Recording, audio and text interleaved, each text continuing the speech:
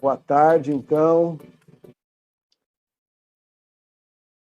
Estamos começando a parte da tarde do quarto simpósio Espaços da Mediação no Museu de Arte Contemporânea da USP. Hoje, nessa parte da tarde, a gente vai desenvolver uma reflexão a partir do artista educador, do professor artista, da prática da arte conectada, vamos dizer assim, a esse lugar da experiência de compartilhar o conhecimento nessa área, né? Então, eu sou o Evandro Nicolau, vou fazer essa mediação, essa moderação, sou educador do MAC USP e, antes de mais nada, quero agradecer a todas as pessoas da equipe do Museu de Arte Contemporânea, a organização do simpósio, especialmente a equipe de tradução de Libras da APIC, Associação Profissional de Intérpretes de Conferência, nas pessoas aqui do Tiago Coimbra e da Paloma Bueno. Agradecemos ao Programa de Pós-Graduação Interunidades em Estética e História da Arte, da Universidade de São Paulo, e ao Grupo de Pesquisa Arte na Educação, na Formação de Professores e no Currículo Escolar, ligado ao CNPq, e ao Grupo de Pesquisa Cultura, Arte no Lazer e Turismo. Coordenação, isso é muito importante, coordenação de aperfeiçoamento de pessoal de nível superior, a CAPES, que é justamente o órgão que gere, por exemplo, os currículos da plataforma Lattes, né? E que permitirá uma publicação, que é um livro em versão digital e versão impressa, com os resultados e os anais desse evento, né? Inclusive, os nossos 3 convidados da parte da tarde do Simpósio Espaços da Mediação são Vitor Misael, Rodrigo Munhoz e Júnior Sussi, que terão textos ou obras publicadas neste livro, tá bom? O público que está participando do evento poderá fazer perguntas pelo chat no YouTube, que serão respondidas ao final da apresentação. Eu vou começar, a gente vai começar a nossa conversa, né, a partir da apresentação do trabalho do Vitor Misael. E aí a gente chama o Rodrigo e o Júnior e a gente apresenta individualmente cada um deles, tá bom? Vitor Misael, meu amigo, colega de graduação, desde o Instituto de Artes da Unesp, há muito tempo, Bienal de São Paulo, etc. Ele é artista visual e professor universitário, né? É mestre em Estética e História da Arte, especialista em estudos de museu de arte, ambos aqui pela USP, e bacharel em Artes Plásticas, hoje em dia chamada Artes Visuais, né? Pela Universidade Estadual Paulista, a Unesp.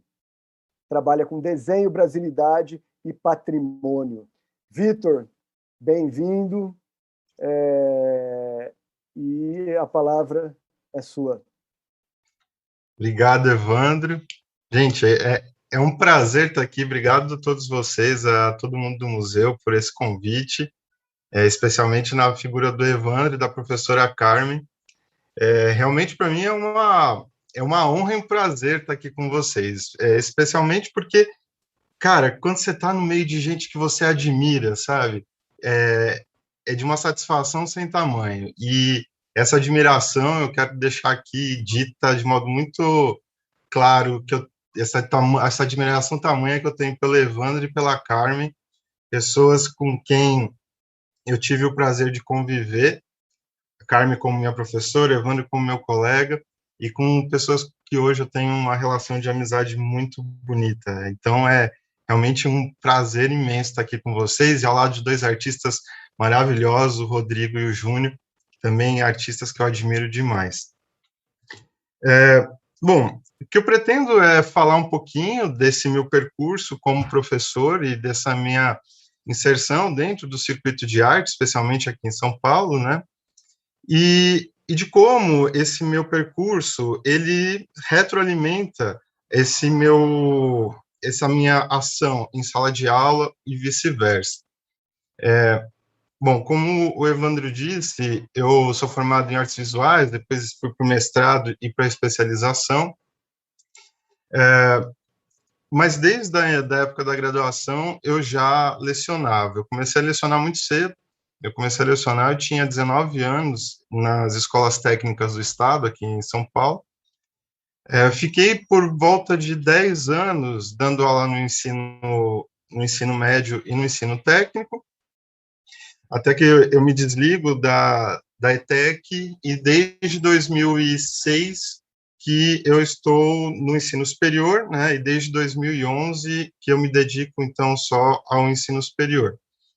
Ainda lá no meu período de formação, eu também tive a possibilidade de trabalhar com educação em museus, e, cara, foi fantástico, né, assim, uma das experiências daquelas mais ricas que eu pude ter no meu período de formação. Experimentar na prática faz toda a diferença, né? E quando a gente fala desse contato íntimo com o público num processo educacional, isso faz muita diferença, né? Essa proximidade com o público. Ainda em 2002, em 2002, estava no segundo ano da faculdade, fui trabalhar como monitor na Bienal de São Paulo. Foi lá que eu me aproximei mais do Evandro, meu colega de Unesp, e aquele momento, né, de poder mergulhar nos meandros e nos pensamentos sobre arte contemporânea, e ainda assim exercitar, né, um processo de mediação cultural, foi enriquecedor na minha formação. E eu tenho plena consciência de como aquele momento reverbera até hoje no trabalho em sala de aula. Naquele 2002, é um período de formação ainda, né, dentro da universidade, e a universidade, apesar dos pesares, ainda tem uma lacuna muito grande no que se trata de falar de arte contemporânea, né? E ali eu pude conversar com artistas e com teóricos, enfim, pensadores sobre a arte que se fazia naquele momento. Isso, obviamente, engrandeceu muito a minha formação. Depois, eu trabalhei em algumas exposições, como o Picasso na Oca, aquelas exposições grandes que tinham na Oca, né? Trabalhei no CCBB também, no Instituto Cultural do Banco Santos, até que a Polícia Federal interviu e fechou o banco. Até que, então, né, por uma questão mesmo de escolha, eu resolvi me dedicar mais ao ensino formal, dentro do ensino médio e do ensino técnico, e depois no ensino superior. Eu gosto de falar um pouco desse meu percurso, porque é muito claro como, né, a minha formação e todos esses contatos, eles são vistos no meu trabalho. Em 2005, perdão, eu fiz a pós-graduação em Estudos de Museus de Arte, lá no MAC, e que tinha, né, como subtítulo Especialização em Museologia. E aquilo foi muito importante no meu percurso, porque eu já carregava comigo toda uma necessidade de repensar o patrimônio, de repensar essas bases que fundam o que somos nós como brasileiros, enfim, como pessoas do eixo sul global. E aquele momento, na especialização, isso foi apareceu de modo muito presente. Eu entender, né, as questões de patrimônio, entender as questões de salvaguarda da nossa memória, foi muito importante. Haja vista que antes eu também tinha feito um estágio no Museu de Zoologia da Universidade de São Paulo, no canteiro Escola de Restauro de Pinturas Murais. Era um estágio ainda vinculado à universidade, onde a ideia era você aprender técnicas de restauro, né, de pinturas murais, e aquele momento dentro do Museu de Zoologia foi muito rico para mim. Cara, eu podia passear pelos porões do museu e ver aquele monte de bicho empalhado, amontoado. E aquele incômodo que o descaso, né, das autoridades públicas com o patrimônio, né, aquilo ficava mais latente pela falta de recursos, perdão, que o museu, que recaía sobre o museu. Na museologia, eu pude pensar isso um pouco melhor, né? De modo que todo esse arcabouço, né, de informações acaba aparecendo nos meus projetos posteriores. Em 2013, eu fiz uma intervenção dentro de uma vitrine que o MASP mantém dentro do metrô, onde eu pude montar uma instalação com animais empalhados, aqueles mesmos animais que eu tinha visto lá no Museu de Zoologia, ainda no meu período de formação. E esse pensamento, né, acerca do que é que deve ser ou não salvaguardado, o que é ou não que deve permanecer na nossa memória, sempre ficou muito presente para mim. De modo que os trabalhos, inclusive, que estão na exposição memorial do desenho no MAC, que também eu participo por convite da Carmen e do Evandro, trazem também essas questões. Quando eu retiro a caixa, que inicialmente é o invólucro para o transporte da obra de arte, e coloco o meu desenho ali em cima. Eu não só tridimensionalizo o desenho, mas eu também estou subvertendo essa ordem, né? O que era descarte agora é algo que deve ser colocado dentro de um processo de conservação, dentro de um pensamento de preservação da memória. A isso eu agrego, obviamente, né, as imagens que estão ali dadas, e eu vou mostrar já algumas imagens desse trabalho, são imagens de pássaros que têm modificações em sua estrutura física. Bom, nas caixas, isso fica muito latente, né, por conta desse deslocamento, e não só isso, né, mas de toda essa discussão que há que se ter sobre como preservar esse tipo de trabalho. Agora, com esses trabalhos pertencentes ao acervo do museu, eu fico muito intrigado sobre como os conservadores do MAC discutem as possibilidades de conservação desse trabalho, né, de uma madeira que, ao mesmo tempo, protege o transporte da obra, mas é muito frágil com o passar do tempo.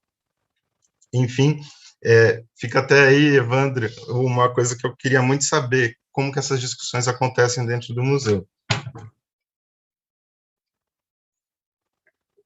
Bom, gente, eu sou aquariano, e como bom aquariano, né, às vezes é difícil manter uma linearidade de pensamento, mas vamos que vamos. Falando mais especificamente, né, sobre essa relação das minhas posturas como artista e como professor, em nenhum momento esses dois ofícios, a gente pode chamar assim, eles estiveram, né, separados dentro da minha trajetória. Dar aula aconteceu de modo muito natural para mim, assim como produzir, né, assim como o desejo de produção simbólica, o desejo de fazer arte. Isso sempre teve presente, como eu disse, comecei a dar aula muito cedo, né, e como curioso que sou, né, e acho que isso é algo dado, o professor, antes de tudo, ele é sempre um pesquisador, né, a gente está sempre estudando. E essa constante de estudo e de busca, né, de novos pontos de vista, enfim, e de impasse que a sala de aula trazia, foi muito importante também para alimentar a reflexão sobre o meu trabalho. Mas, ao mesmo tempo, né, eu repenso o meu trabalho pensando numa atitude em sala de aula. Eu vou fugir do que eu tinha proposto linearmente e vou mostrar aqui, então, um trabalho que eu acho que exemplifica o que eu estou querendo dizer. E aí eu pulo para um... Bom, vou começar do começo, né? Esse aqui é o trabalho que está lá no museu, né? Então, são caixas de madeira sobre as quais eu vou desenhando esses pássaros, mas são pássaros que têm essa estrutura física completamente corrompida, né? Então, essas patas imensas que acabam se laçando e que se confundem com raízes, em muitas vezes. Um desenho que não é desenho por si só, ele foge do plano, é, né? Um desenho que pensa também o caráter tridimensional. Não por acaso, esse tipo de solução aparece em meus trabalhos quando eu ingresso como professor no curso de arquitetura. Obviamente que o curso de arquitetura ele tem uma base técnica, né, do desenho, e foi por aí que eu ingressei no curso, a lecionar no curso de arquitetura, também em disciplinas ligadas ao patrimônio, mas esse contato mais íntimo com a ocupação do espaço, com o planejamento do espaço, reverberou de modo muito imediato nesse tipo de solução da tridimensionalidade. Bom, esses são os trabalhos que estão lá. Eu vou passar agora para um outro, porque já que eu falei do curso de arquitetura, né, que é um dos cursos em que eu trabalho, vou mostrar esse trabalho aqui, né? Veja, no curso de arquitetura, ao mesmo tempo, né, em que esses pensamentos acerca da tridimensionalidade, da ocupação de espaço chega em mim, né, coloca o contato com os alunos também areja demais o pensamento. E nessas investidas, esse novo olhar que aquele curso me apresentava, fui olhar, então, para as questões de patrimônio, das questões de uma arquitetura vernacular, que acabaram reverberando nesse trabalho, que é um desdobramento, obviamente, daquela tridimensionalidade das caixas de madeira, mas ao qual eu agrego esses azulejos, né? Esses azulejos dos anos 70 e 80, que existiam na casa de todo mundo, né? Especialmente as casas periféricas. E em cima desses azulejos eu vou, então, trabalhando essas imagens de serpentes. Ele nasce como um desdobramento do trabalho das caixas, mas nasce também desse contato mais próximo com os meus alunos de arquitetura. Bom, agora deixa eu voltar para o começo. Não só o curso de arquitetura, né, mas sempre que a gente pensa nessas trocas efetivas e do quanto esse momento do contato em sala de aula, ele alimenta a nossa subjetividade. Enfim, né, a gente, fato entre o objetivo e o subjetivo, quais os mecanismos que a gente pode adotar para ativar essa subjetividade e essa percepção intuitiva, talvez, do mundo, mas mais ligada à sensibilidade. De modo que eu começo no meu percurso no ensino como um professor de desenho, mas um professor de desenho muito ligado a questões da técnica do desenho, né?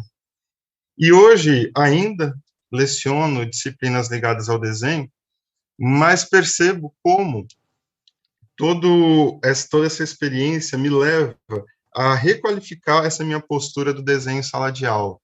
De um desenho que antes se aplicava enquanto técnica, que hoje se aplica como um alimento da subjetividade do aluno. Um mergulho na experiência da criação, muito mais do que na experiência do desenho acadêmico, né, via de regra. E é muito interessante porque nesse processo, as sensibilidades aflorando em sala de aula, né, e nessa desconstrução da imagem, e aí hoje, percebendo isso, hoje de manhã eu dei uma aula de desenho, onde eu passava uma playlist para os meus alunos, e eles ouvindo tinham que traduzir isso em linhas. E, cara, eu fiquei tão encantado com aqueles trabalhos e que eu tinha proposto, enfim, e que isso hoje me dá uma vontade muito grande de trazer também, né, esse desprendimento da figura para os meus trabalhos. Mas é lógico que nada acontece de modo imediato, tudo deve ser, né, mais estudado. Então, tô contando isso porque essas trocas acontecem de modo tão orgânico e natural, e reverberam nessa minha devolutiva para o mundo, seja como professor lá na sala de aula, seja aqui como artista, né? E essa inquietude, né, o contato com essa juventude traz também esse dado dessa inquietude. Bom, mas seguindo aqui um pouquinho, né, tentando ser mais linear, aqui são alguns trabalhos, a primeira vez em que eu mostrei esses trabalhos que agora estão no MAC. Isso foi na antiga sede do Paço das Artes, dentro da sede universitária, e foi a primeira vez onde eu tridimensionalizei o meu desenho e trouxe essa imagem dos pássaros, junto com essas outras pinturas. E aqui a gente vê mais um pouquinho. E é muito interessante, né, quando eu fico pensando essa influência dessa minha ação dentro da sala de aula, nos cursos de arquitetura, no curso de design, e como isso é carregado aqui no meu trabalho. Veja, na questão da tridimensionalidade, mas também de pensar a realocação dos lugares que a gente dá para as coisas, né? É um desenho que é a escultura, é uma ocupação do espaço que se pensa como instalação, mas ao mesmo tempo também um pensamento de ocupação do espaço, como o arquiteto pensa a implantação de seus projetos, né? É uma elaboração, talvez, do gráfico no meu trabalho, assim como os meus alunos de design pensam, né, os seus trabalhos. É uma ocupação do espaço, assim como os meus alunos de cenografia na Universidade Municipal de São Caetano, onde eu sou professor, lá eu leciono cenografia, assim como os meus alunos de cenografia pensam, né, essa ocupação. E esses impasses, né, quando a gente está ali no contato com o aluno, essas possibilidades de se rever as posturas e de aprender no processo, né? Isso para mim é rico e está cada vez mais presente. Mas nunca há que se esquecer que sou também um pesquisador, e como pesquisador, não basta só pegar as informações, né? A gente tem que se aprofundar. Eu usei há pouco o exemplo do Museu de Zoologia e de quando, né, em 2003 eu tive contato com aquilo, em 2013 eu devolvi isso para o mundo, né? Essa responsabilidade que a gente também como artista tem de maturar os trabalhos, maturar as ideias e devolver para o mundo de modo, não digo acertado, mas enfim, com a responsabilidade que o trabalho e que o público merecem, né? Bom, nossa, eu acho que eu falei muito rápido, eu já vi aqui que eu estou na conta da minha hora, mas é isso, acho que agora, depois a gente vai abrir para conversa, para as questões que vão surgir, e acho que aí, né, fiquem à vontade, pergunta tudo, estamos aí. Obrigado, Evandro. Maravilha. O público pode ir fazendo as perguntas pelo chat no YouTube. E agora, então, quem vai apresentar a sua fala e um pouco do seu trabalho, que também é um artista que está na exposição, é o Rodrigo Munhoz, também conhecido como Amor Experimental, que é um artista com livre de formação em artes, cuja pesquisa está atravessada pela arte da performance, pelo audiovisual, pela fotografia, desenho, escultura e arte, educação, porque o Rodrigo está nessa área da educação faz já algum tempo. Então, Rodrigo, é com você a palavra e eu vou pedir licença para, ao longo da sua fala, apresentar um pouquinho as imagens da obra que está na exposição. Tudo bem? Tudo bem, tudo bem. Obrigado, Evandro. Gente, boa tarde a todo mundo que está aqui enfim, a audiência toda. Obrigado, Tiago, Paloma, pela tradução em Libras. Bruno pela transmissão, Evandro, né, querido demais, Carmen, Aranha, Vitor Misael, que aqui está, Júnior Sussi, enfim. Quero agradecer pela oportunidade, pelo convite, tanto para a fala como pela escrita, pelo convite também para a exposição, né, que redundou aqui nesse encontro. Queria dizer que é uma oportunidade pontual, uma vez que é um gesto também da universidade, do Museu de Arte Contemporânea, né, das instituições, de um modo geral, né, no sentido de abrir para quem está também na esfera pública, sem necessariamente estar ou dentro da universidade, ou rodando pelos museus. Então, estou muito feliz, né? Enfim, sempre trabalhei né, como um agente da esfera pública, então acho muito importante quando as instituições elas abrem as portas para as pessoas que estão aí na esfera pública, que estão rodando em outros circuitos, em outros percursos, construindo fabulando outras formas de existir. Como o Evandro disse no início, enfim, minha deformação, por assim dizer, ela aconteceu pelos programas de arte e educação, do qual eu fiz parte, tanto no município como pelo Estado de São Paulo, enfim, pelas instituições de um modo geral, né? Trabalhei pelo programa de iniciação artística, o PIA, pela Secretaria de Cultura do município, pelo programa vocacional também, Secretaria de Cultura do município, oficinas culturais pelo Estado, a Fundação Casa, enfim, uma série de instituições, programas de ateliê aberto ligados a programas da CDHU, e, enfim, rodei aí, hoje trabalho como artista educador pelo programa Fábricas de Cultura, de Diadema, e lá eu toco um ateliê de arte e educação e um outro ateliê de performance, de arte da performance. Queria dizer que, assim, a minha fala, basicamente, ela tem a ver com um lugar onde enfim, eu vou misturar um pouco essa ideia do desenho com arte e educação, enfim, não muito linear, né? Seguindo aqui um pouco do pensamento do próprio Vitor, que veio anteriormente. Eu anotei algumas coisas aqui a respeito de desenho, algumas palavras que são importantes e que ajudam a contornar um pouco essa experiência, né? Então, eu vou citar algumas aqui: sulcar, marcar, estriar, rabiscar, traçar, arranhar, alinhar. São algumas dessas palavras. E é engraçado que essas palavras elas têm muito a ver com um lugar onde a intuição se faz presente, né? Costumo dizer sempre que a arte e a educação entrou na minha vida, a arte como fruto de uma intuição e a educação como uma espécie de intuito, né?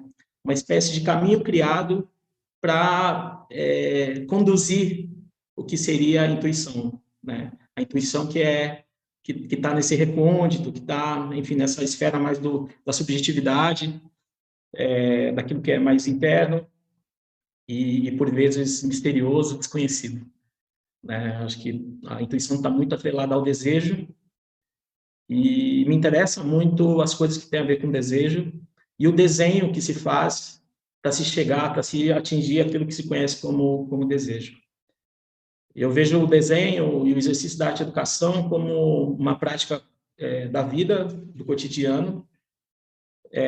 Percebo na arte e educação, até por ser também uma pessoa que faço parte de uma geração de artistas que também são educadores e que, de alguma forma, fazem parte dessa vivência entre projetos de educação não formal e, enfim, circuito de artes, essas coisas todas. E sempre observei na arte-educação uma possibilidade de exercício de experimentação, né? Só para citar um fato aqui, às vezes a gente, sei lá, sai, vai ver uma exposição, e aí a gente percebe que aquilo é o escoamento, é o final daquilo que seria uma enorme cadeia de acontecimentos, né? Então, seria a parte final, né? A arte-educação, ela tem a ver muito com o nascedouro, ao meu ver. Então, é onde reside a possibilidade de você errar à vontade, né? Transformar esse erro em errância, construir outras fabulações, né? Por assim dizer. E isso, de alguma forma, é convidativo sempre. E isso tem muito do que tem a ver com desenho. O desenho, ele entra na minha vida como um exercício particular do dia a dia de alguém que estava ali, junto do meu irmão pequeno, e a gente desenhava coisas, e a gente, enfim, na época, a gente morava no Jaraguá, né, região noroeste de São Paulo, e esse desenho, ele apareceu como primeiro com esboços de coisas, de imagens variadas, coisas que tinham a ver com desenhos animados. A gente tinha por hábito, por exemplo, desenhar figuras de perfil, porque isso parecia muito fácil, né, para a gente.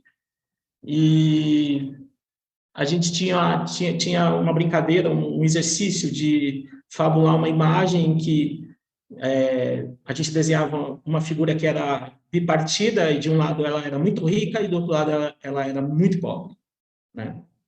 E tudo isso tinha a ver muito com aquele contexto em que a gente vivia, que a gente estava passando.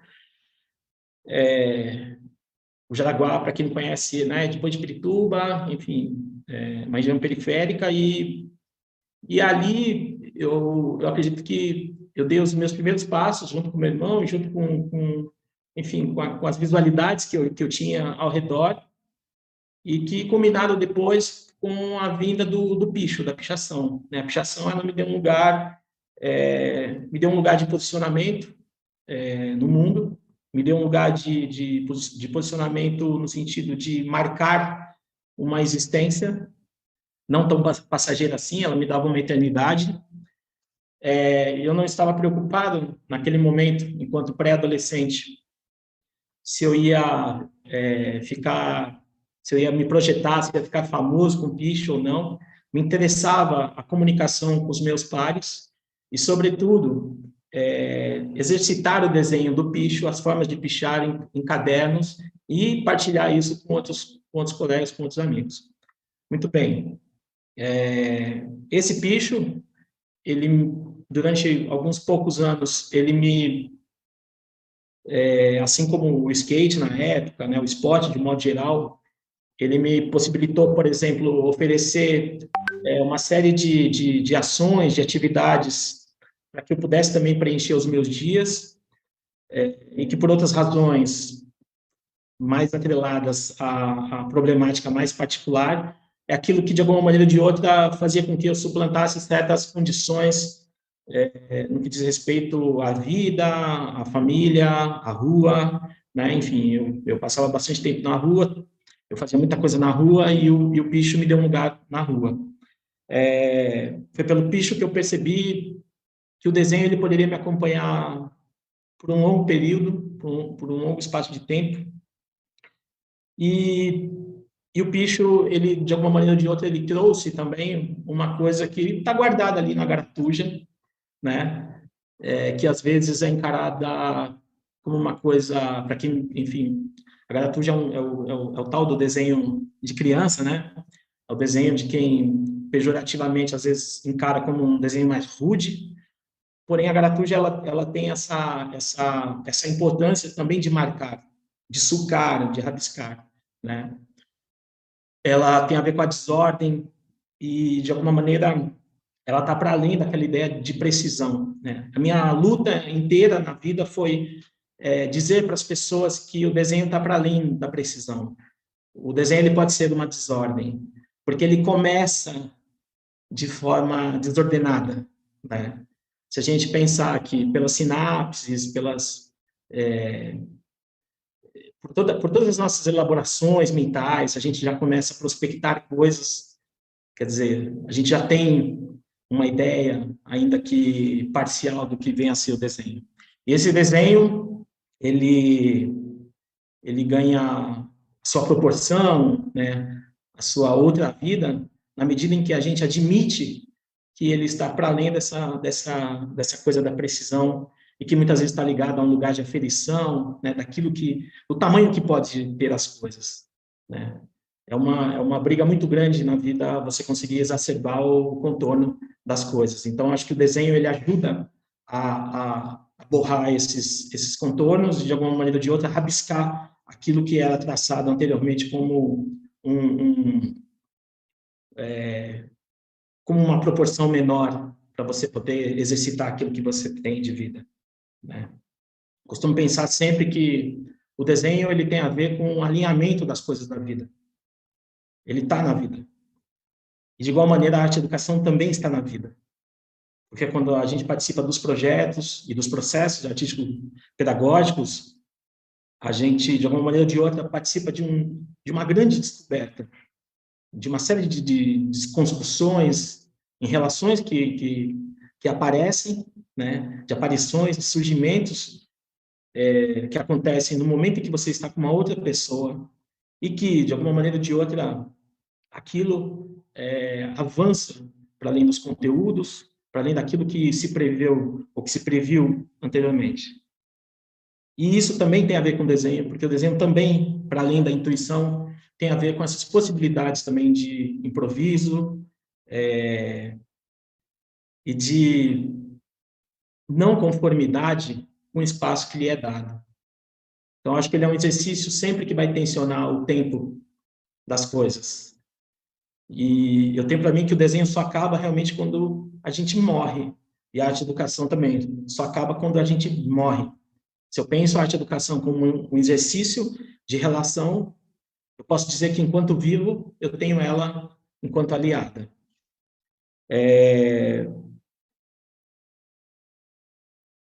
Eu passei por um episódio eu fui acometido por um episódio de febre amarela entre 2017 e 2018, fui desenganado, quase morri, não sei o quê, quase 2 meses de internação. E eu lembro que, naquela ocasião, uma das coisas que me ajudou a reorientar a consciência, porque eu tive perda de memória, eu tive muitas coisas, assim, reveses, né, no fígado, nos rins, enfim, foi o exercício do desenho. Assim que eu consegui levantar uma caneta, reerguer o braço, eu voltei a desenhar. E, ao desenhar, eu pude reencontrar noções de como era existir de novo. Razão pela qual eu depois tatuei, inclusive, um desses desenhos no braço. Acho que o Evandro vai mostrar aí. Se ele não mostrar, eu posso exibir aqui depois. E eu lembro que esse desenho era um desenho sobre limites, sobre estar à mercê de situações outras. E aí, nesse sentido, que é esse desenho aí. É uma tatuagem, né? Eu havia feito esse desenho no hospital, e aí, enfim, depois pedi para um amigo, né, o Márcio Spankman Vasconcelos, tatuador, fazer essa obra aí. É uma obra, inclusive, compartilhada nesse sentido. E aí, aí eu queria dizer que esse desenho, ele, de alguma maneira ou de outra, ele ajudou a consolidar a ideia de que haviam outras possibilidades de se constituir essa ideia de desenho, e que ainda haveria ainda muito tempo para que eu pudesse não só exercitar o desenho, mas que eu pudesse exercitar esses outros modos, essas outras abordagens que tem a ver com arte e educação. É isso, gente. Obrigado.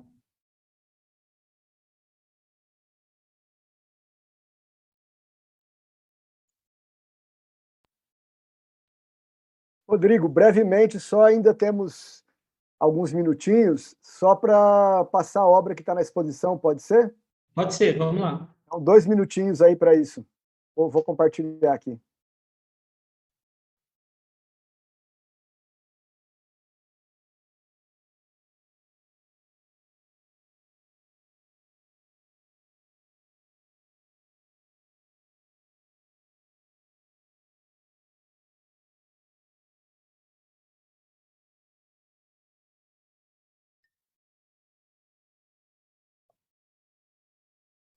Está compartilhado, não?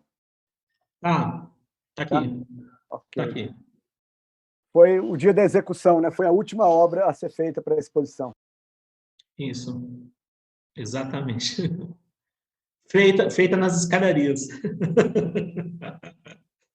A escadaria de emergência, porque pichar também é emergente. É isso. Ao lado da Tarsila ali, ó. Tarsila, olha aí, ó. Que honra, que honra. Aliás, Vitor de um lado e Júnior do outro. Não haja muitas mexidas, mas se eu houver algumas pessoas que se sentirem prejudicadas, podem ligar direto para mim, né? Eu sou responsável por vocês também. Opa, tem algum áudio... Tem um áudio vazando. Mas é Bom, isso, Daniel. Vamos que vamos. Vamos seguir, então. Vamos conversar. Obrigado, Evandro. Obrigado, querido. Obrigado sempre. Obrigado, Rodrigo. Obrigado sempre. Agora vamos, então, passar a palavra para o Júnior Sussi. Júnior, prazer ter você aqui. Adoro o teu trabalho. O Júnior é doutorando e mestre em artes visuais pela Unicamp, é graduado em artes plásticas pela Unesp, realiza pesquisa e produção em desenho e vídeo. Seus trabalhos abordam gestos tomados pelos artistas como performance, através de desenhos que ficam entre o registro e a invenção. E sabemos que você está trabalhando agora institucionalmente, já faz algum tempo, na área da educação, né, Júnior? Então, a palavra é com você. Você quer que eu já compartilhe a apresentação a partir de já, ou você, na hora que for, você fala, pode colocar? Já coloco? Pode colocar sim. Obrigado, Evandro. Quero cumprimentar primeiro, obrigado pela oportunidade. Quero cumprimentar primeiro os meus amigos aqui da mesa. É uma honra participar dessa conversa com vocês. Quero cumprimentar também as pessoas que estão nos acompanhando, né, pelo link no YouTube, desse simpósio tão bacana e tão importante, na disseminação desse conhecimento, desse debate. Quero cumprimentar a professora Carmen, também agradecer pelo convite.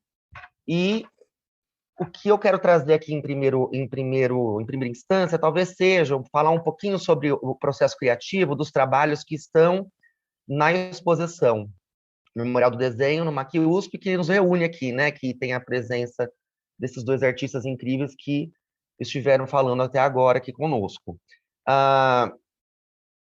Eu até fiz uma brevíssima apresentação só da série que faz parte do acervo do museu, que é intitulada Meus Pequenos Talentos, e que que segue a imagem, o Evandro está compartilhando, a gente já está vendo aqui. Bom, essa série tem 4 trabalhos, né? Então eu trouxe ela na íntegra, porque a professora Carmen, que fez a curadoria dessa mostra, ela então achou que seria mais interessante a gente trazer parte da série para estabelecer o diálogo lá com os demais trabalhos, com os demais artistas que estão na mostra.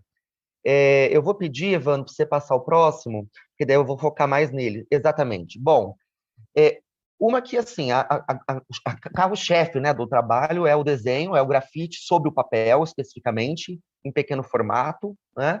O que causa já certo movimento de corpo do espectador para se aproximar do trabalho, para enxergar o que está acontecendo ali. As linhas são bem canhestras, são bem desfiadas, né, mais delicadas e muito incertas. Nessas 2 imagens especificamente, que se encontram lá presencialmente no museu, a gente tem 2 situações de um corpo observado, que é o meu próprio corpo, em frente ao espelho, que trazem 2 situações diversas, mas mais ou menos na mesma toada. Então, o primeiro trabalho, ele traz uma legenda junto ao campo da imagem, que é consigo fazer U com a língua, né? Dobrar a língua em U, né? O formato da língua.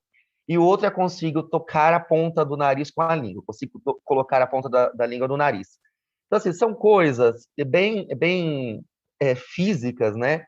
Que vai remeter um pouco à própria infância. Como eu vou falar um pouquinho agora sobre o trabalho, né, como avisei, e aí já vou cair na parte da experiência na arte e educação, enfim, no trabalho institucional junto à Secretaria Municipal de Educação, especificamente na divisão de cultura.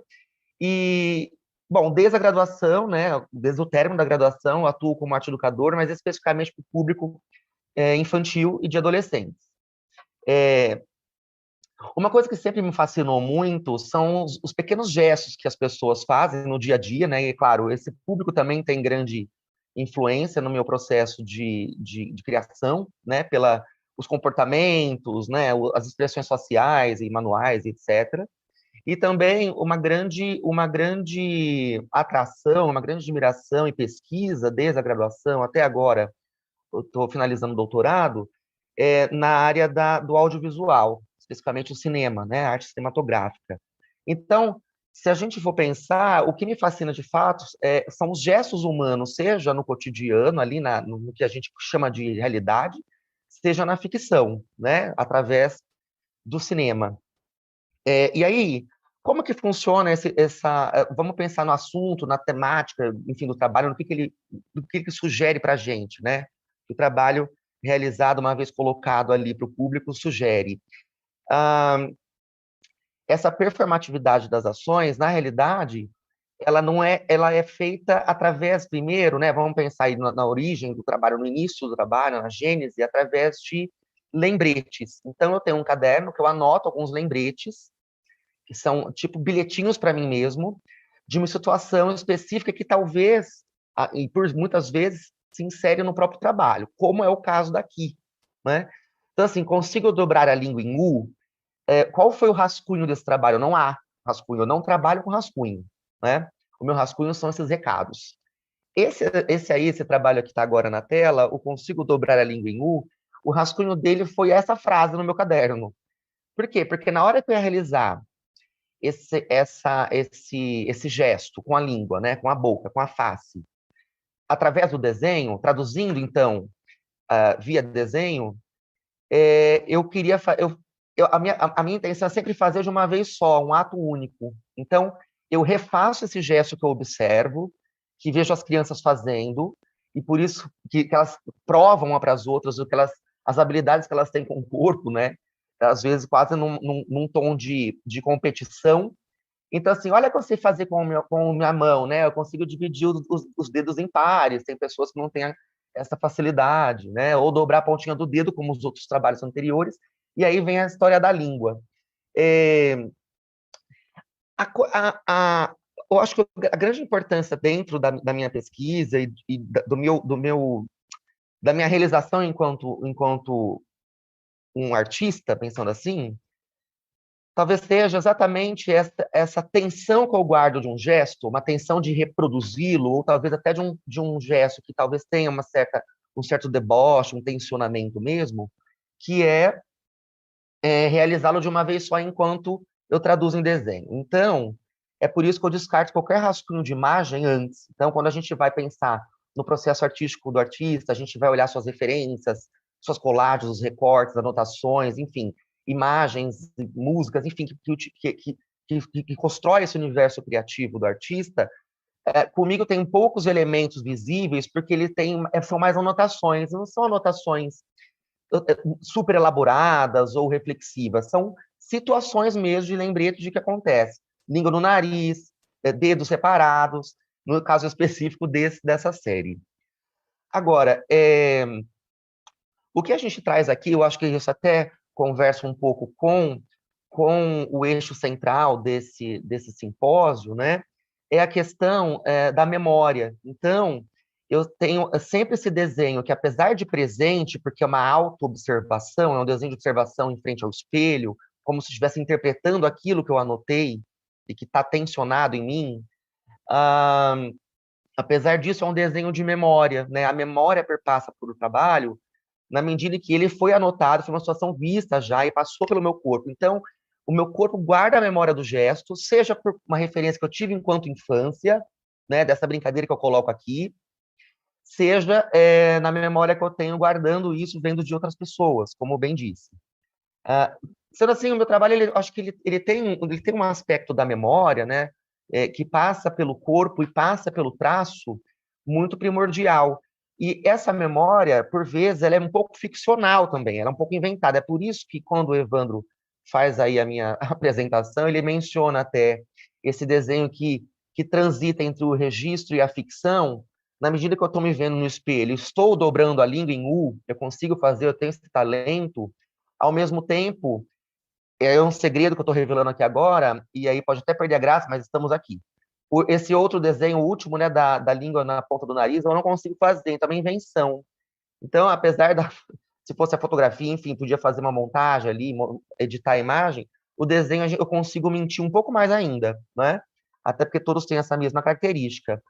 Outra característica própria são a serialidade, né, no trabalho. Então, dificilmente, talvez nem exista um trabalho de peça única.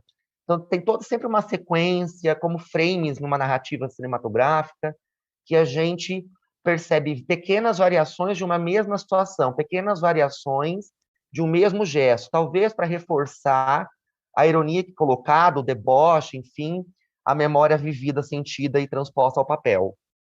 E aí, o que eu acho muito curioso é que, assim, quando a gente traz essa discussão, e aí, antes de falar da parte da educação, eu queria pedir licença para ler um trechinho que, na ocasião desse trabalho ter sido mostrado numa exposição no MAC USP em 2015, intitulada O Agora e o Antes, né? O Tadeu Chiarelli, que fez a curadoria, ele escreveu um trechinho sobre esse trabalho específico que aqui a gente está vendo pela tela. Então, com licença, eu vou ler.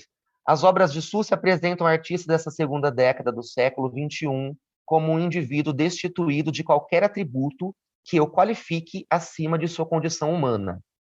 O que ele nos apresenta são desenhos, quase registros de desajustadas performances, em que definitivamente deixa de querer ser visto como herói, e nem leva em consideração colocar-se de forma problemática na grande tradição da história da arte. Pelo contrário, o artista parece lançar mão de suas habilidades para reivindicar apenas sua condição de indivíduo, um ser humano que já se sabe destituído de qualquer diferencial, apesar de ser um artista. O que eu gosto dessa visão, dessa tradução do curador enquanto do lugar de um trabalho ou falando, é que ele também nos ensina. Eu acho que é aí que vem a educação, a curadoria como um fator também educacional. Mais uma camada trazida para o trabalho, né? Por vezes, muitas exposições, e eu quero até deixar uma provocação aqui para a gente refletir, por vezes, muitas exposições que a gente acaba visitando, me parece que o tom, né, o fio que está colocado ali pelo pesquisador, crítico, curador, me parece que às vezes é somente descritivo do que está colocado ali. Ou seja, não vem para, como esse texto, na minha opinião, ampliar e trazer um link a mais, trazer uma camada a mais de talvez significados ou sentidos, sensações ao trabalho ali posto, que também já tem a sua autonomia. E é por isso que a educação, no meu ponto de vista, e enquanto profissional da educação, tem esse papel fundamental, né? O papel fundamental de fazer mediação, como a gente bem sabe, e o papel fundamental de criar e de estimular a criação entre o trabalho e o público, essa terceira coisa que o Rancière sempre fala e que a gente já está muito assim a par dessas discussões do Rancière, quando ele vai trazer a educação e a própria arte como elementos emancipatórios, né? E aí uma coisa curiosa que foi me trazida pela equipe educativa do museu, especificamente nessa exposição, é que algumas escolas, quando visitaram, isso certamente antes da pandemia, do nosso isolamento, é que as crianças olhavam esses trabalhos e tentavam reproduzir esses gestos que estavam no desenho, como uma espécie de espelho, como uma espécie de manual. Eu jamais teria eu jamais imaginaria que isso aconteceria, né, com o trabalho. Mas é mais ou menos aquilo que o Victor coloca no início também, né? Você devolve para o mundo uma forma, ou melhor, você coloca no mundo uma coisa nova, enfim, né, uma imagem que agora passa a existir, você já não tem mais esse controle, e nem deve ter esse controle. E é por isso, então, que é tão importante a educação para fazer esse estímulo no público, porque é através dele que o público vai, ele mesmo, criar novas coisas. Então, a criação, eu penso o quê? Só para finalizar minha fala, que o grande papel do museu e do educador, e da arte, e do artista, é criar junto uma educação efetiva, democrática, emancipatória, na construção da imaginação, da autonomia, dessas novas camadas de significado, né? Porque eu acho que é mais ou menos assim que a gente vai construir uma sociedade um pouco mais humana, um pouco melhor, um pouco cheia de conhecimentos, com poucas fake news e, sobretudo, com mais sensibilidade. Porque é mais ou menos assim que eu penso que o trabalho de arte age sobre sobre o ser humano, né? Através dessa construção de seres de sensação. E não é à toa que o ato criativo, de criação do Deleuze, tão debatido entre nós na nossa área da educação, da arte, da filosofia, vai sempre a reafirmar esse ato criador presente no educador, presente no artista, ou seja, existe uma horizontalidade, né, daquilo que é criação, daquilo que tem um papel em relação às áreas do conhecimento humano.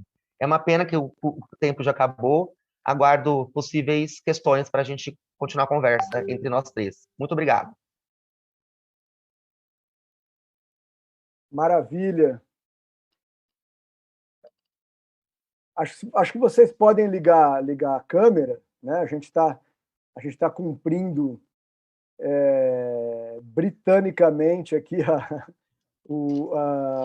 a apresentação. Então, quem tiver perguntas para os artistas, por favor, se manifestar pelo chat no YouTube. Mas eu gostaria de, então, fazer uma reflexão, uma provocação, um alinhavar de vocês três, no seguinte sentido, né? E também me coloco nessa questão, porque, para mim, a necessidade de desenhar sempre existiu, e, ao longo do tempo, na escola, ela foi se tornando cada vez mais misteriosa, porque, por outro lado, me parece que cada vez mais ele foi deixando de existir na minha formação escolar básica, né? Conforme eu fui crescendo, eu só não abandonei o desenho porque não abandonei essa automotivação para desenhar, né? E vocês, trabalhando com educação, devem ouvir muito aquela frase: não sei desenhar, ou desenho como um lugar muito temeroso, muito assustador, né? E esse temor e esse susto vem de várias naturezas, né? Então, como é que vocês lidam com esse não sei desenhar, né? Se vocês puderam ter uma presença do desenho de modo mais efetivo também na educação básica de vocês, ou se isso foi, de fato, uma luta constante para conhecer e adquirir isso e se descobrir desenhando, né? Como é que é isso para vocês? Posso? Vai lá. Olha, falando você perguntou da formação, né? Na minha formação de base não existiu desenho. Né? O que existia eram coisas muito soltas, né? Eu acho que minha educação de base começa nos anos 80 e anos 90. Então, ainda havia ali toda uma questão tecnicista ligada ao ensino da arte na escola, né? Acho que uma herança do período da ditadura, ligada à geometria. Então, não existia, né? Ou era isso, ou era algo, o extremo oposto, né? Ai, pega a tinta e se expressa, querido, né? Então, o desenho em si, como uma ferramenta, ele não existia.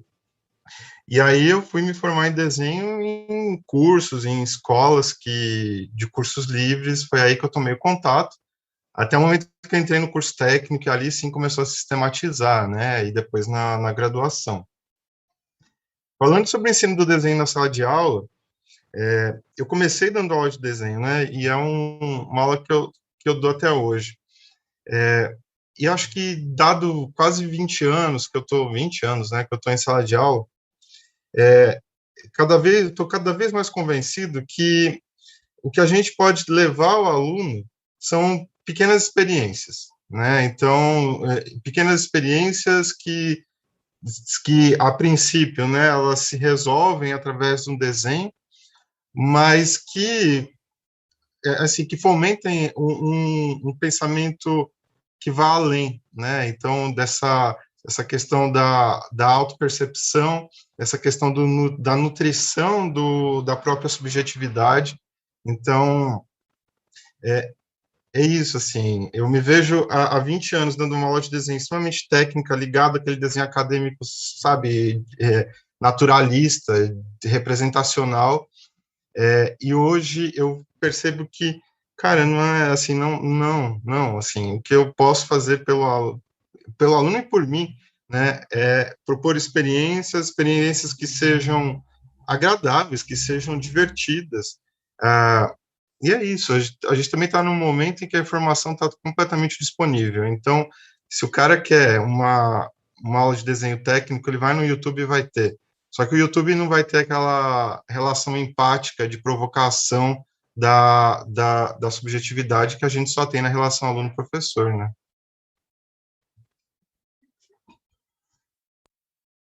Eu peço a licença para o Rodrigo, só para não perder o gancho aqui que o Victor colocou. Talvez isso seja um sintoma, né, de tantos anos como a educação tecnicista, né? Então, até hoje ainda continua na nossa cabeça essa história de não saber desenhar como sinônimo de copiar, como se fôssemos máquina, né? Tinha o principal objetivo, né, de reprodução, de cópia e de habilidades, né, como se isso fosse a representar alguma coisa efetiva na transformação humana. Então, eu acredito que tenha isso mesmo também como elemento, né? As coisas demoram muito a se transformar, e por sorte, e que bom que existe agora nas academias os cursos, né, de pós, para os pesquisadores como nós, debatermos esse assunto e formar a população, os educadores, outros artistas, constantemente, para evitar equívocos, para evitar esses clichês que vão passando de geração em geração, né? Infelizmente, respondendo diretamente agora à pergunta do Evandro, eu não tive uma experiência tão nada construtiva, infelizmente, no meu período de educação básica, enquanto criança, enquanto estudante, em relação à arte e educação, à aula de arte, né? Sobretudo quando você trabalha muito mais desenho em sala de aula.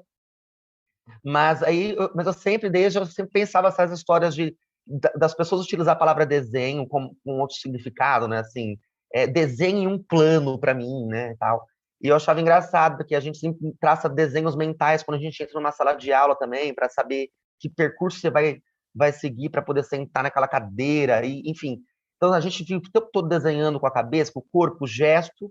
Então, eu acho que o debate dessa ampliação dos conceitos de desenho, elas estão aí acontecendo, que bom, né? A gente viu vários encontros, várias exposições que debatem essa questão. Essa do Memorial do Desenho é mais uma delas, sobretudo daquele trabalho do Rodrigo, que está ali já, de sopetão, e que dialoga muito bem com essa questão que está trazendo, e só faz ampliar. Eu acho que é mais ou menos isso, assim, pensando na minha vivência própria. Pegando o gancho também, eu acho que tem a ver também com uma fratura, né? Ali, no momento da alfabetização, de todo aquele processo de codificação, né? O vocábulo vem substituir a imagem, né? Não que o vocábulo não seja uma imagem, também é uma imagem, mas aí constrói-se a ideia de representação, né? Quando você, sei lá, estava ali rabiscando aos 5, 6, 4 anos de idade, 3 anos de idade, eu senti bem essa fratura, assim, no momento em que houve isso, e aí eu parei de desenhar. Eu comecei a me ocupar, por exemplo, de ter que começar a escrever, né? E eu queria muito desenhar ou ter a mesma desenvoltura que eu tinha no desenho, na escrita, e eu sempre falhava, assim, de maneira miserável.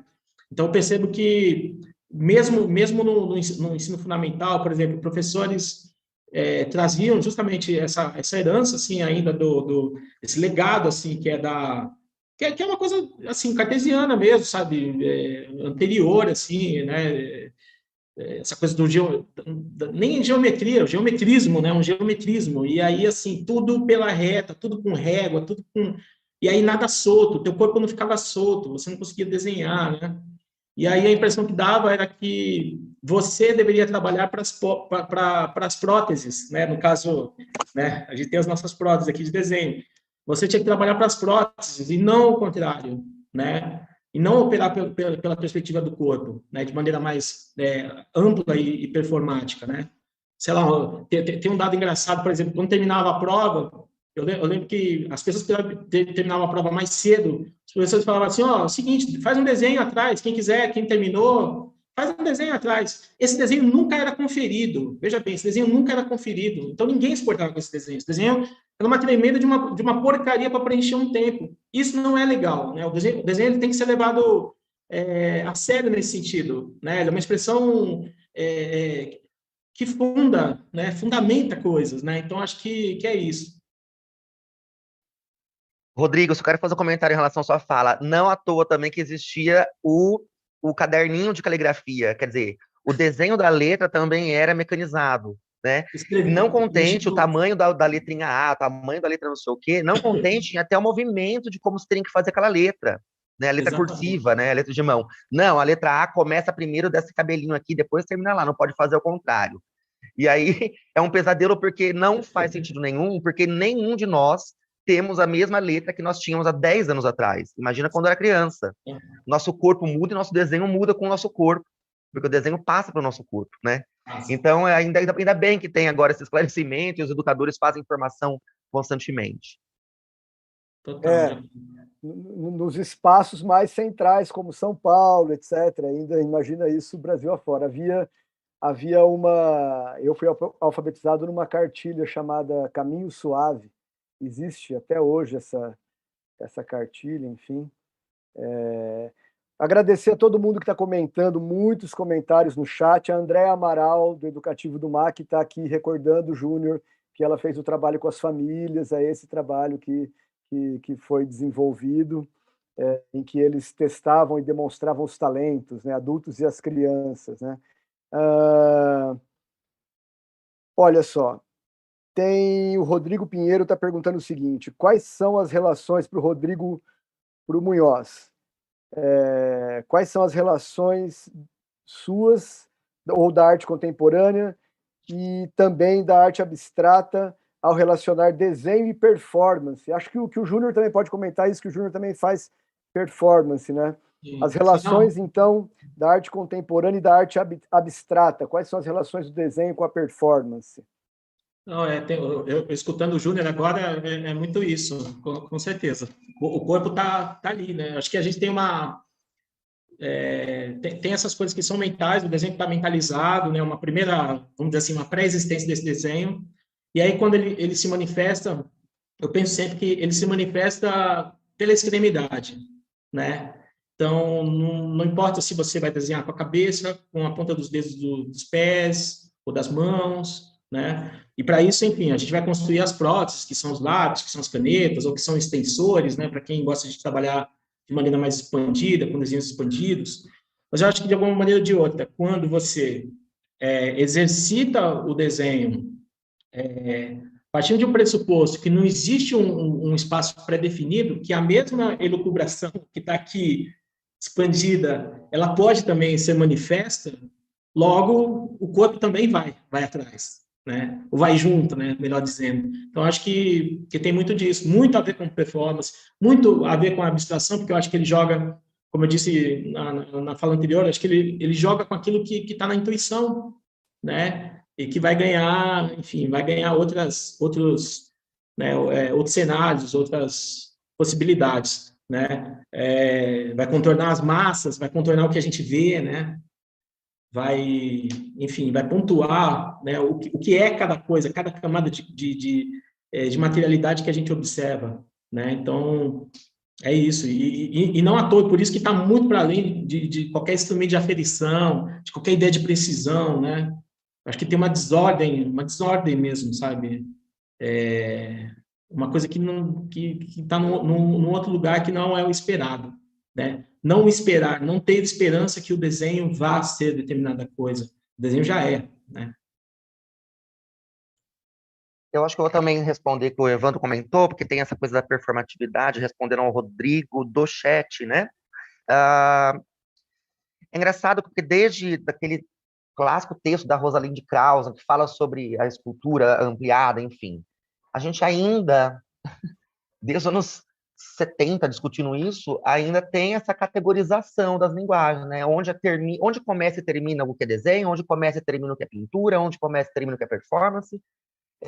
Assim, é muito triste ver, inclusive, em editais de artes visuais, para salões, para chamadas, enfim, que você tem que assinalar se o seu trabalho é desenho, se o seu trabalho é fotografia, quantas vezes a gente olha numa exposição de arte contemporânea, você não consegue classificar, categorizar aquele...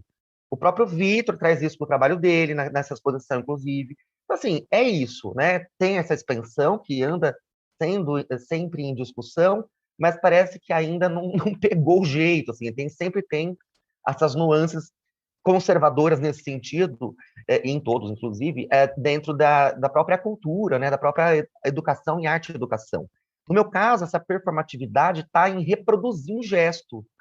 Então, assim, eu me observo fazendo uma pose específica. Imagina, a pessoa está em frente ao espelho, dobrando a língua e desenhando calmamente. Ao contrário do que parece, o meu desenho ele é construído bem devagarinho. Então, assim, essa performatividade onde que não há público, normalmente, né, quando você faz um registro de uma performance privada, assim, em casa, tal, enfim, no seu espaço, no seu ateliê e tal, você registra em vídeo, né, uma sequência de fotos.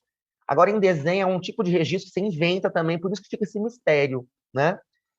Mas eu acho que tem essa coisa híbrida, essa palavra que eu adoro usar, né? Mas há tanto tempo já, né?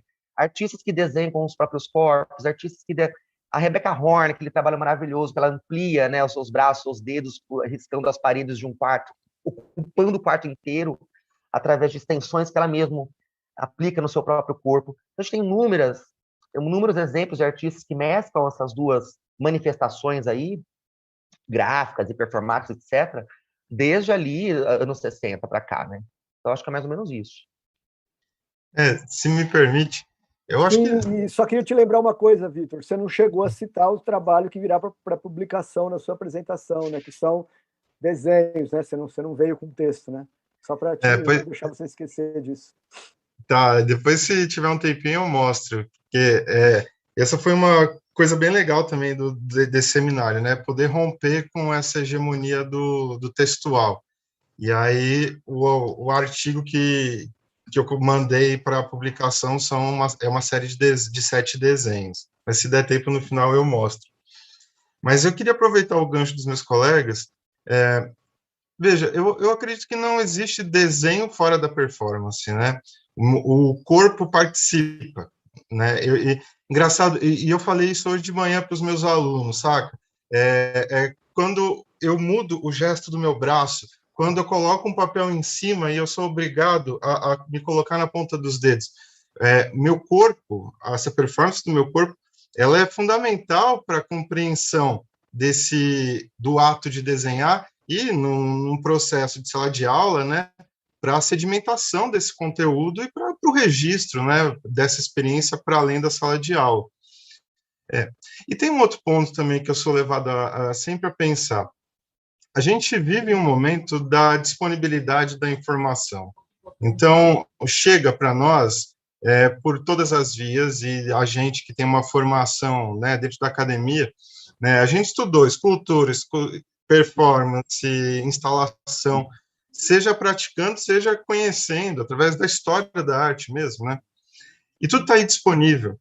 De modo que eu acredito que a gente vive um momento que, dada essa disponibilidade, não há mais nenhuma linguagem pura por si só, né? É isso, essa consciência ampliada das linguagens que antes... aula, né? Para a sedimentação desse conteúdo. Eu acho que tem um áudio vazando, gente, para além da sala de aula. Tem um outro ponto também que eu sou levado sempre a pensar. A gente... Oi? Então, não existe linguagem pura, né? Eu acho que a informação está aí disponível. Se antes o sistema cartesiano era necessário, e lá no século XIX você tinha que ingressar eu vou aprender escultura, então você é escultor. Não dá, né? Hoje a gente aprende desenho performando, a gente leva o desenho para o espaço, pensando a instalação desse desenho. Se ainda a gente consegue, pelo resultado que se põe no mundo, classificar como desenho, é uma relação classificatória, sabe, enciclopédica, porque é necessário, mas no ato em si, ele já não é puro há muito tempo, e essa consciência, ela acho que faz parte hoje, né, do nosso trabalho como artista e como educador. Gente, temos 15 minutos e as manifestações começaram a pulular aqui no chat. Acho que não vai ser possível responder a todas. Eu vou pensar uma aqui da Constância Lucas, que ela pergunta o seguinte: na experiência de vocês como professores de desenho, a TV influencia os seus alunos? Em alguns casos, restringe, em outros casos, amplia repertórios? Eu já vou dar uma depoimento pessoal. A TV foi muito fundamental no meu desenvolvimento com desenho quando criança, né? Mas, enfim, essa pergunta da TV. E acho que o professor Edson também faz uma pergunta que pode ser interessante. Vocês têm experiência de contato com professores?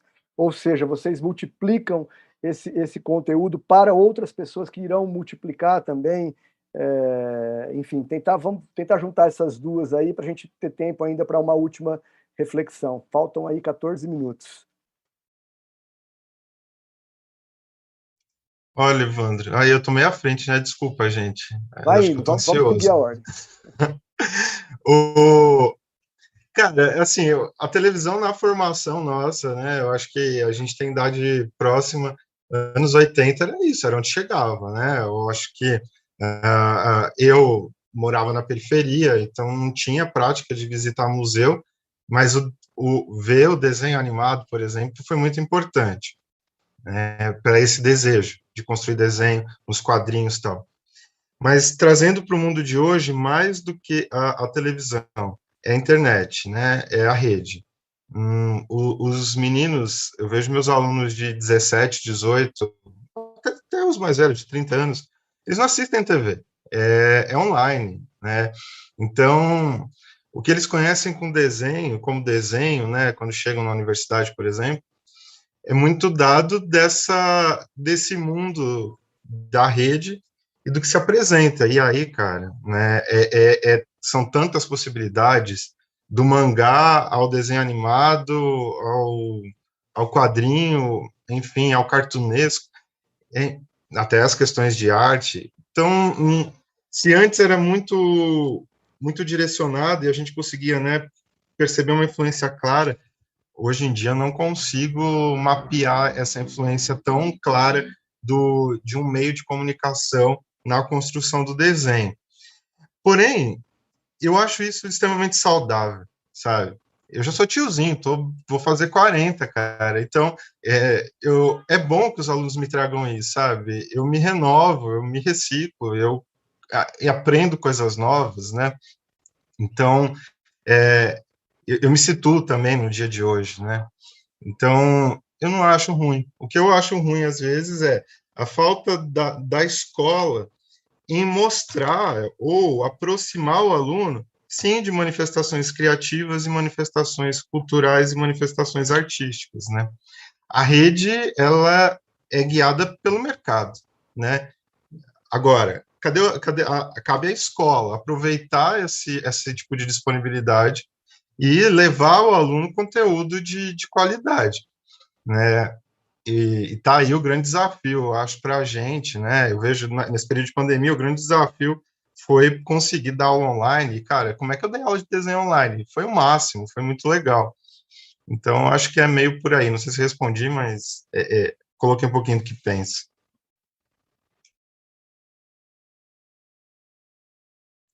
Posso pegar o gancho aqui rapidinho? Eu vejo que, assim, também, assim, eu sou pós-tiozinho, né? Tô 43, então, assim, eu também sou 80, geração 80, então, assim, comecei também vendo TV, vendo desenho, né? Aquela coisa, né? Não ia, eu fui visitar um museu, já tinha mais de 20 anos de idade. Então, assim, nem sabia que isso existia. O mais próximo que tinha disso em casa era a Bíblia Sagrada, que tinha aquelas pinturas. E aí, quando eu li embaixo, óleo sobre tela, sem brincadeira, eu imaginava televisão e um óleo em cima, tipo desses óleos de fritar, óleo de soja. Então, eu não sabia, essa é a imagem que, cada vez que eu li, eu não sabia o que era isso. Então, todo essa ideia de arte em outro lugar, arte. Isso é uma coisa que eu só fui descobrir com um professor, que eu não posso deixar de mencionar aqui, porque isso é importante, né? Quando alguém vem e faz, né? Né? Tipo, né? Atravessa a sua vida. Tive um professor maravilhoso chamado Francisco Dantas, na EMPG, Escola Municipal de Primeiro Grau, Jair Ramos, e lá, em 1992, Francisco Dantas teve uma conversa com a gente sobre arte moderna, né, que já era muito assim. Aí ele trouxe Matisse, Van Gogh, não sei o quê. Eu descobri que tinha gente que sofria porque pintava. Eu falei, nossa, mas como assim o cara sofre por causa disso?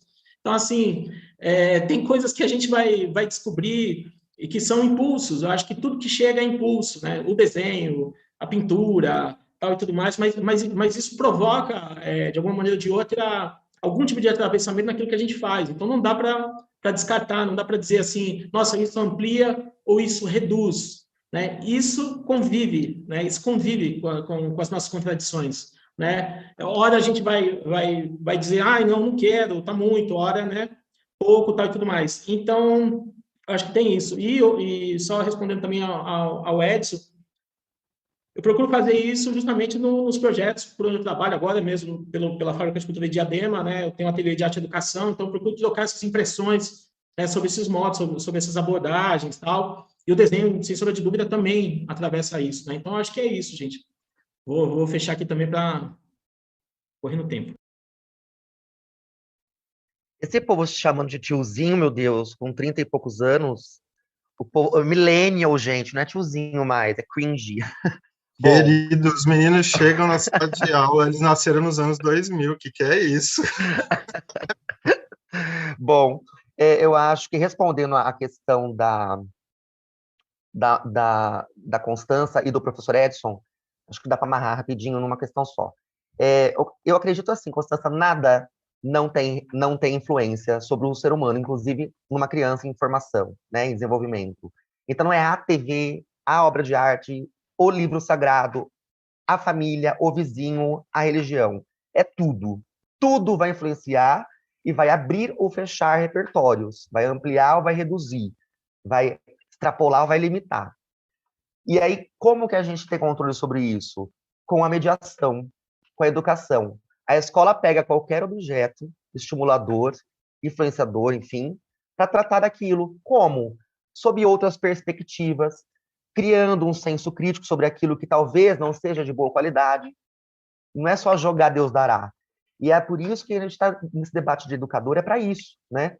Educador tem esse papel fundamental. É na educação que se constrói esse repertório a partir de qualquer objeto. E o museu também, certamente, com os objetos que estão ali dentro, né? Então, e aí eu acho que já é uma resposta para o professor Edson, especificamente no meu caso, que atua há mais de 15 anos na educação pública, né? Educação pública básica. No momento, eu estou trabalhando em órgão central, então a gente sim promove formações para professores de arte, professores de educação infantil e de Fundamental 1, né? Inclusive, a gente tem parcerias com alguns museus, né, da cidade, que também dão cursos para professores, para coordenadores pedagógicos, e é isso, nessa tentativa de construir cada vez mais multiplicadores nas pontas, né? É isso. Nós estamos aqui com pouco menos de 5 minutos, porque depois vem os comunicados. Eu acho que a gente pode fazer o seguinte, porque surgiram perguntas que vão abrir portas aí para reflexões de programas em si mesmas, né? Então eu quero agradecer a essas perguntas que estão chegando, que talvez a gente não consiga responder, da Léa Moraes, por exemplo, tem a Tatiana aqui, o Gabriel Caetano, enfim, e queria pensar um pouco com vocês, né, uma última reflexão sobre essa dimensão de participação nessa exposição memorial do desenho, né, no Museu Universitário, uma exposição que acabou durando, para nossa sorte, muito mais do que o previsto, em termos por causa da pandemia que nos acometeu a todos, né?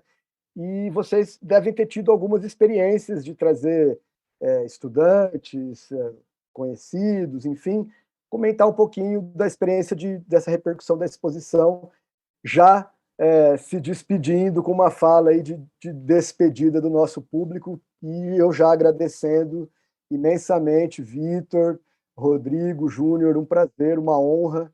Obrigado por compartilharem esse momento aqui comigo. Fico muito, muito feliz e honrado.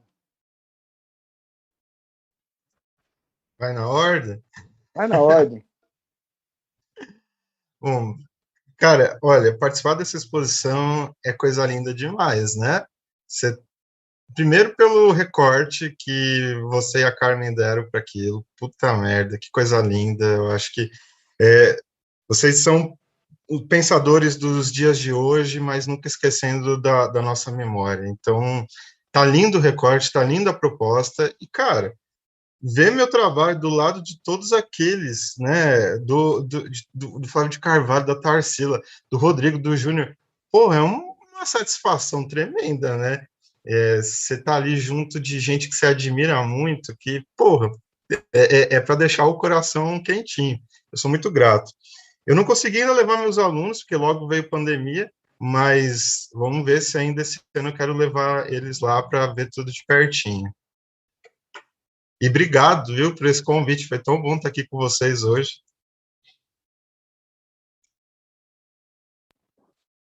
Maravilha. Hoje está quentinho aqui, viu? Eu levei a minha turma em 2019, nossa, eu estou perdida. 2019 no presencial, e aí levei agora no virtual, né? Levei assim, né? E aí, queria só dizer que, assim, é um exercício de generosidade geral, assim. Eu me sinto muito bem estando onde eu estou hoje com vocês, onde, né, eu tenho estado desde 2019, né, em companhia de vocês. Porque, por exemplo, sei lá, Evandro e Carmen, nesse sentido, eu acho que eles trazem também uma coisa, pensando na curadoria, que é uma abertura mesmo para uma conversa. Não é uma coisa institucional no sentido de chegar com um discurso e fechar o discurso e tá tudo certo, né? Eu aprendi durante esse meio tempo assim muita coisa com Evandro e com Carmen. Tenho aprendido muito mais a pensar, inclusive, a fabular outras coisas de desenho com o Evandro. Evandro é um mestre, né? É um professor assim particular aqui nesse sentido, né, na minha vida, assim, por N razões. Então, assim, e a nossa relação, assim, se aprofundou nesse lugar dessa troca de saberes. Então, assim, eu acho que é muito, né, tem sido um prazer imenso e é maravilhoso mesmo. Obrigado, obrigado por tudo. É isso, gente. Passar a bola para o Júnior antes que acabe aqui o tempo. Perfeito, eu só tenho a agradecer, Evandro e Carmen, pelo excelente trabalho no museu, agradecer também a equipe educativa do MAC, agradecer as pessoas que estavam aqui conosco conversando, agradecer a vocês maravilhosos que estão na mesa. São 3 pessoas que falam sem parar, então se juntou, não tem jeito, não tem limite, tem que alguém derrubar isso daqui, né, para a gente parar, é isso. Mas é muito bom enquanto dura. A exposição em si, o que ela me traz para mim pessoalmente, mais conhecimento sobre o próprio trabalho, né? Porque você vai aprendendo coisas novas sobre o seu trabalho, enquanto pesquisador do seu próprio trabalho, né? Enquanto acadêmico, enfim, sobre desenho, enfim, atos de criação, a partir do olhar de quem fez aquela exposição, daquela organização, daquele diálogo, né? Então, por exemplo, tem o Flávio de Carvalho, como o Vitor até lembrou, é inacreditável, né? Um artista, uma referência para mim, por exemplo, né? Então, assim, você vê o seu trabalho de uma outra maneira. Então, assim, isso traz um grande aprendizado para o artista, isso traz um aprendizado para o público, isso traz aprendizado um para o outro, para o curador. Então, assim, acho que todo mundo sai ganhando, né? Essa exposição especificamente, então, ela só reafirmou ainda mais alguns pensamentos que a gente tem enquanto pesquisador dessas possibilidades de desenho e das possibilidades de diálogo, de ampliação, né? E de expansão dos conceitos dessa manifestação, né? Eu não tive a oportunidade de levar escolas por enquanto, por conta que foi igual o Vitor falou, a pandemia chegou, mas agora eu fiquei contente de saber que vai estar em fevereiro, então nós temos um tempo aí para organizar tudo conforme os protocolos. Olha só, Mais uma vez, muito obrigado. Podemos fazer coisas virtuais, viu? Estamos com visitas virtuais, Vitor e Júnior. Estou Maravilha, fazendo, é verdade, então vamos, boa. tá? Mas eu cortei o seu obrigado, repete o obrigado. Muito obrigado. Valeu, uma ótima tarde. Gente, foi um prazer. Obrigado pela colaboração de vocês. Cumprimos o tempo direitinho. Na sequência vão ser os comunicados que estão inscritos no simpósio. Estou aqui muito feliz, com o coração aquecido de ter participado dessa conversa, amigos queridos. Então, finalmente agradecemos primeiro a direção do Museu de Arte Contemporânea, a professora Ana Magalhães e a professora Marta Bogéia, a equipe de produção, de comunicação toda, enfim. O Bruno Calado, a Maria Giaforov, a Marilda Giaforov, a Marta Silento, da TI do MAC, Serginho Miranda, da comunicação, Ana Lúcia, Paulo Marquezine, Sara, cada um nas suas secretarias e competências aí do educativo, da academia e da pesquisa, e, de novo, aos tradutores, a Paloma e ao Tiago, e reiterando o apoio da CAPES. Acredite na ciência, nós precisamos cada vez mais dela. Isso aí, um abraço, pessoal, muito obrigado, até daqui a pouquinho.